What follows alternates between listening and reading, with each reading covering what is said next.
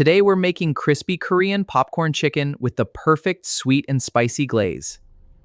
Start with fresh boneless chicken cut into small popcorn-sized pieces. Add salt for the perfect base flavor. Now add black pepper for a little kick. Soy sauce gives the chicken deep, savory flavor. Mix everything really well so every piece absorbs the flavor. Flour helps create that crispy outer layer. Corn flour makes the chicken extra crunchy. Garlic powder adds amazing flavor to the coating. A little chili gives the coating extra flavor. Mix the coating ingredients really well. Coat every chicken piece evenly for maximum crunch.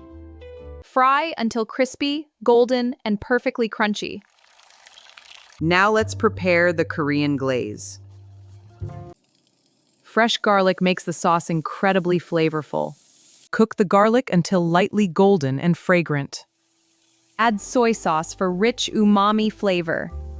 Ketchup gives the glaze sweetness and body. Honey balances the spicy flavors perfectly. Now bring the heat with chili sauce. Cook until the sauce becomes rich and glossy.